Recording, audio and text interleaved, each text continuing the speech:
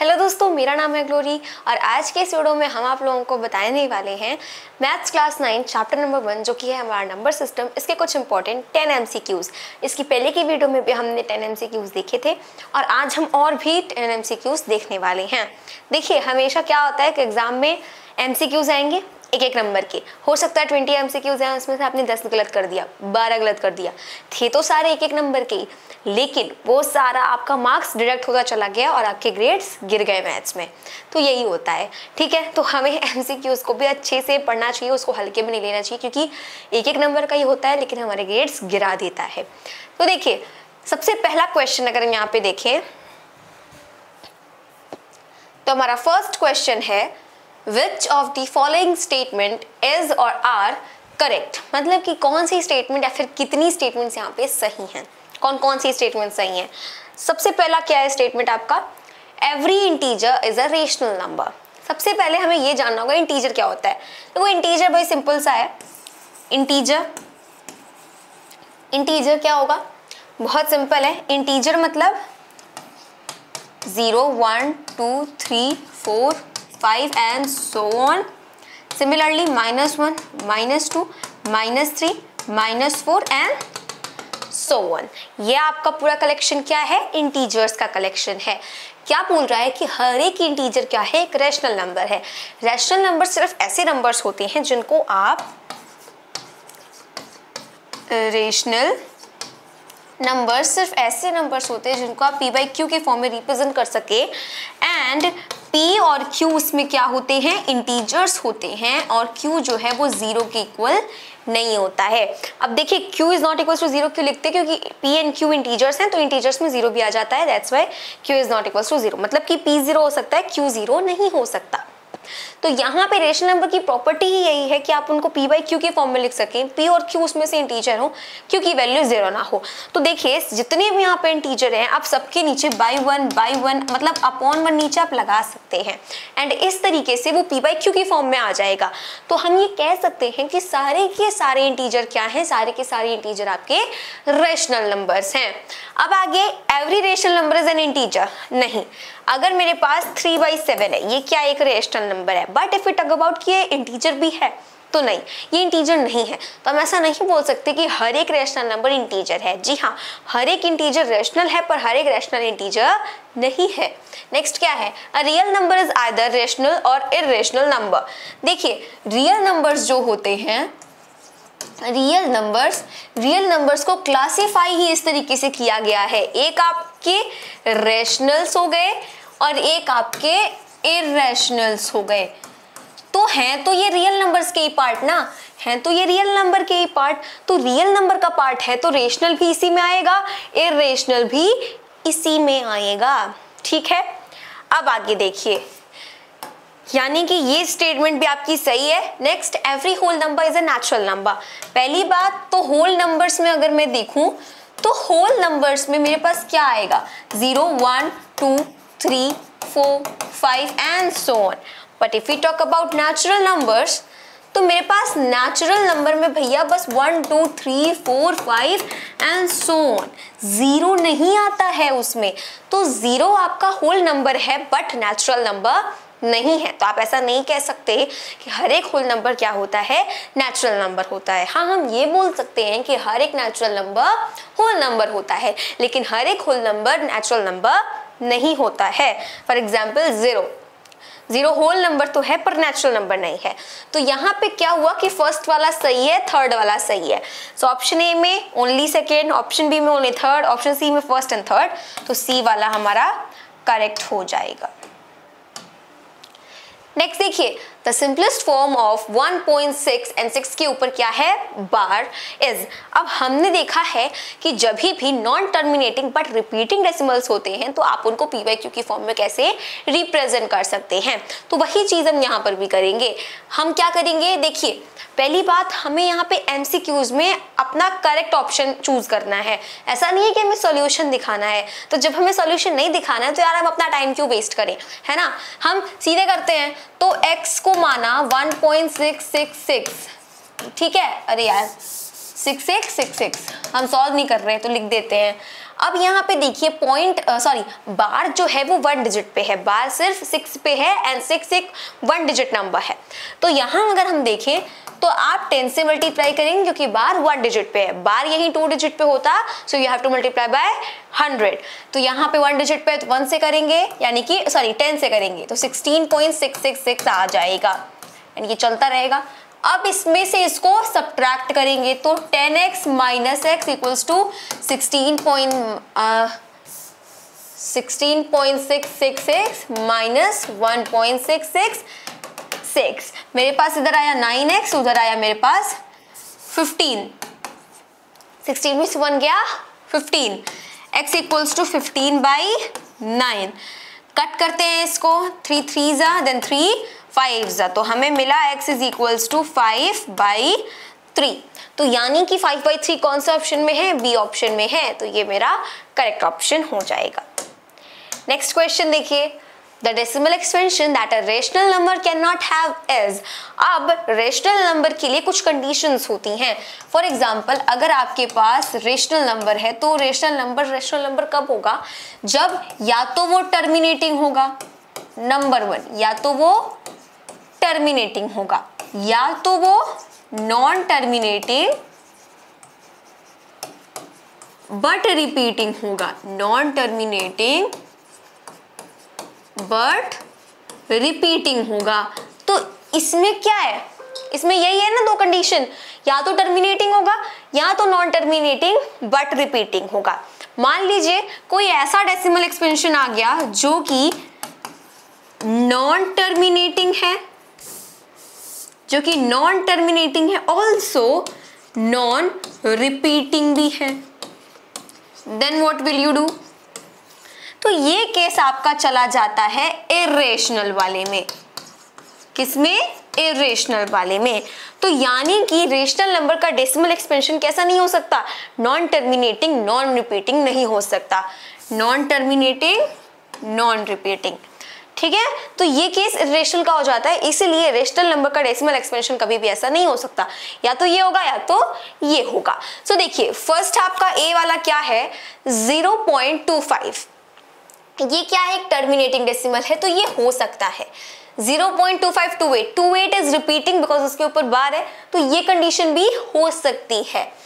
0.2528 पूरे के ऊपर बार है फिर भी रिपीट कर रहा है, 0.503003000003 एंड आगे डॉट डॉट डॉट, मतलब कि ये आपका non terminating non repeating decimal है जो कि रेशनल नंबर का नहीं हो सकता है। दैट्स व्हाई आपका ऑप्शन डी करेक्ट होगा। Which of the following statement is true? अब कौन सी स्टेटमेंट ट्रू है? देखिए इसके बारे में मैंने आपको पहले जो MCQs वाली वीडियो बनाई थी ना, उसमें भी मैंने बताया था कि पाई क्या है? पाई एक इर्रेशनल नंबर है, पाई एक इर्रेशनल नंबर है।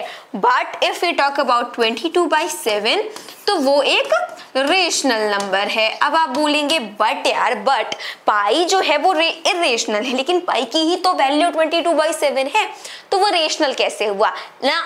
नो, पाई की वैल्यू 22/7 एग्जैक्टली नहीं होती है। पाई की वैल्यू अगर मैं बोलूं एग्जैक्टली 22/7 नहीं होती है। पाई की वैल्यू एग्जैक्टली जो होती है वो 3.14258 समथिंग ऐसे कुछ होती है, एंड सो ऑन, है ना। ये होती है पाई की एग्जैक्ट वैल्यू यार, ये नहीं होती। हम इसको सिर्फ और सिर्फ अपनी कन्वीनियंस के लिए रख लेते हैं। आप अपने मैथ्स के टीचर से पूछना कि सर पाई की एग्जैक्ट वैल्यू क्या होती है, वो आपको कभी भी 22/7 नहीं बताएंगे। पाई की वैल्यू एग्जैक्टली 22/7 नहीं होती है। हम सिर्फ और सिर्फ अपनी सॉल्यूशंस को इजी करने के लिए, कन्वीनियंस के लिए अपनी खुद की हम 22/7 रख लेते हैं, बट ये पाई की एग्जैक्ट वैल्यू नहीं है। पाई की एग्जैक्ट वैल्यू ये होती है, और पाई की एग्जैक्ट वैल्यू अगर मैं देखूं तो वो नॉन टर्मिनेटिंग नॉन रिपीटिंग होती है। इस वजह से पाई इर्रेशनल होता है बट 22/7 रेशनल होता है। सो देखिए pi and 22/7 are both rationals, no. Pi and 22/7 are both irrationals, no. Pi is rational and 22/7 is irrational. भाई पलट दिया नहीं, pi is irrational, alright, and 22/7 is rational. तो डी वाला ऑप्शन मेरा क्या है? करेक्ट है। नेक्स्ट देखिए which of the following numbers is irrational, कौन सा नंबर अब इसमें इर्रेशनल है। तो देखो सबसे पहले क्या है आपके पास, रूट में है 4/9। अब जरा मुझे ये बताओ कि रूट है तो मतलब कि क्या हुआ, अगर मैंने रूट को हटाया, देखो 4/9 है ना, अगर मुझे रूट को हटाना है, जैसे अभी ये रूट में है, अरे यार मैंने वही दिख दिया दोबारा से, अगर मान लीजिए कि मुझे इस रूट को हटाना है, मुझे क्या करना पड़ेगा, पैर बनाना पड़ेगा। तो रूट है 4 को मैं 2 × 2 लिख सकती हूँ, 9 को मैं 3 × 3 लिख सकती हूँ, लो जी 2/3। अब 2/3 तो रेशनल है यार, तो ये तो नहीं होगा। उसके बाद क्या है 1250/8। अच्छा इसके लिए ना यार देखो 8 जो है आपका 1250/√8, 1250/√8।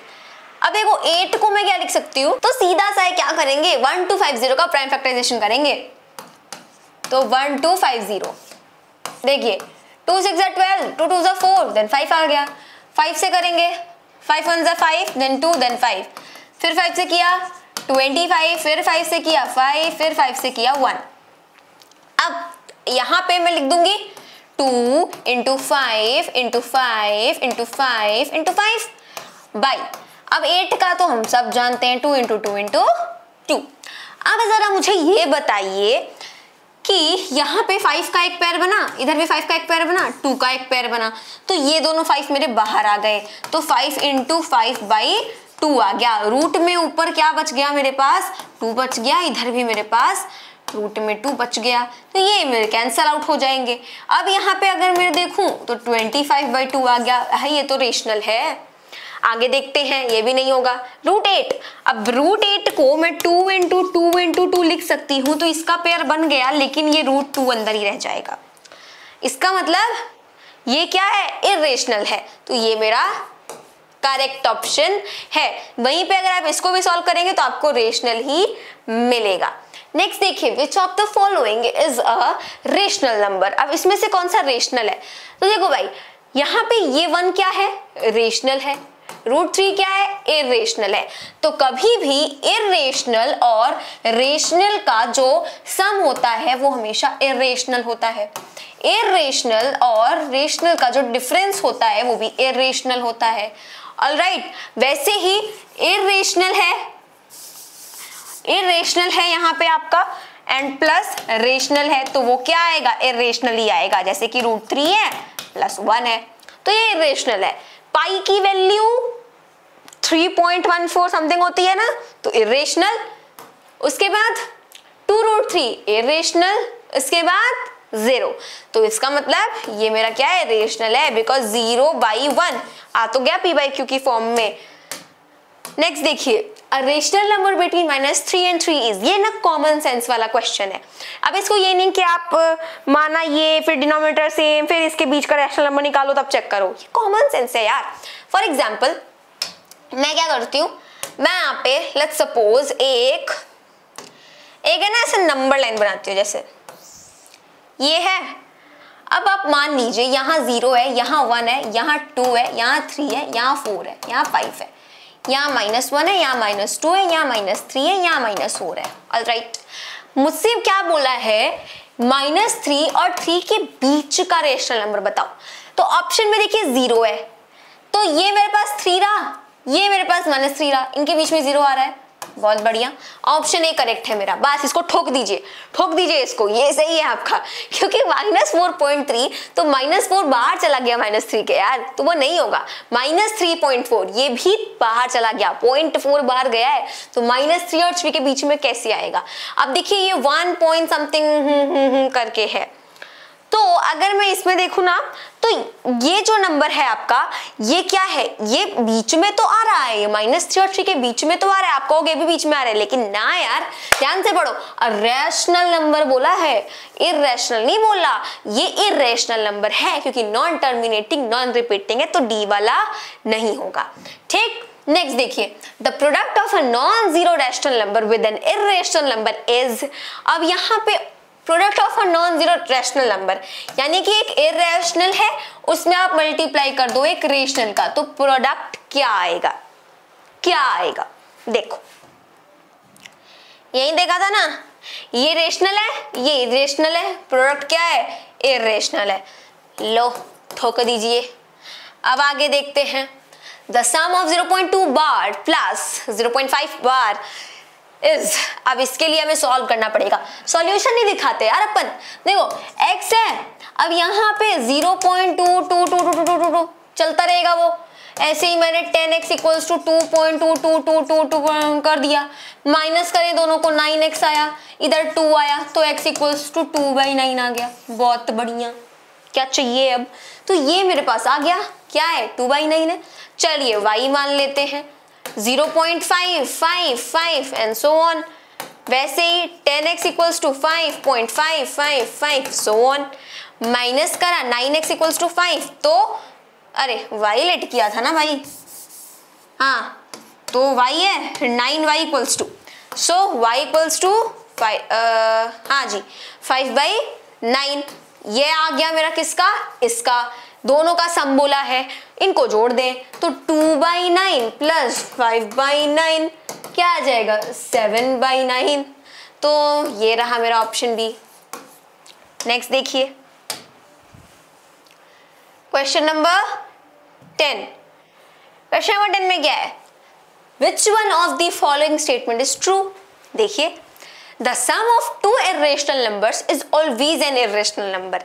क्या बोल रहा है कि दो इर्रेशनल नंबर्स का सम जो है वो हमेशा एक इर्रेशनल नंबर आएगा। तो ये जरूरी नहीं है यार, हो सकता है दो इरेशनल नंबर हैं, उनका आप सम करो तो आपको रैशनल मिल जाए या फिर इरेशनल मिल जाए, क्योंकि अगर एक रेशनल नंबर है, सॉरी अगर एक इरेशनल नंबर है दूसरा भी इरेशनल नंबर है, तो आप ये बिल्कुल भी फिक्स नहीं कह सकते, मतलब बिल्कुल भी आप एकदम कंफर्म नहीं बोल सकते कि इनका सम तो रेशनल ही आएगा, इनका सम तो इरेशनल ही आएगा। रेशनल भी आ सकता है कई केसेस में इरेशनल भी आ सकता है। अगर दोनों इरेशनल है तो उनका डिफरेंस कई केसेस में रेशनल भी आ सकता है, कई केसेस में इरेशनल भी आ सकता है। दोनों इरेशनल है तो उनका प्रोडक्ट रेशनल भी आ सकता है, इरेशनल भी आ सकता है। दोनों अगर क्या है इरेशनल्स हैं तो अगर आप उनको डिवाइड करेंगे तो क्या आएगा, डिवाइड करने पर भी या तो रेशनल आएगा या तो इरेशनल आएगा। तो यहाँ पर क्या है, दो इरेशनल का सम हमेशा एक इरेशनल होगा ये जरूरी नहीं है, रेशनल भी हो सकता है। उसके बाद the sum of irrational numbers is always a rational number, ये भी जरूरी नहीं है, इरेशनल भी हो सकता है। The sum of two irrational numbers may be a rational और एन इरेशनल। बहुत सही बहुत सही बहुत सही ऑप्शन है भाई साहब। The sum of two irrational numbers is always an integer. लो यहाँ तो वक्त बदल दिया, हालात बदल दिए, जज्बात बदल, सब बदल दिए। कह रहे हैं इंटीजर होगा, नहीं यार किस एंगल से होगा, मतलब कुछ भी। तो ये रहे हमारे 10 क्वेश्चंस जो कि थे बहुत ही ज्यादा इंपॉर्टेंट। अब इसमें से कोई भी एक क्वेश्चन आ जाएगा, एक नंबर का ही होगा, लेकिन नहीं आता तो मार्क्स कट जाएंगे। तो ये कंसेप्ट बहुत ज्यादा मतलब ना कंफ्यूजिंग होता है ये वाला कि अच्छा दो इरेशनल का सम ये है, दो रेशनल्स का सम ये है, तो एक रेशनल एक इरेशनल का सम ये भी है, अच्छा ये भी हो सकता है, तो कंफ्यूजिंग होता है यार। तो इस क्वेश्चन को तो एकदम ऐसे सितारा वितारा बना लेते हैं यहाँ पे। मिलते हैं अपने अगले वीडियो में, जब तक के लिए मेरे सभी दोस्तों को मेरी तरफ से जय हिंद जय भारत।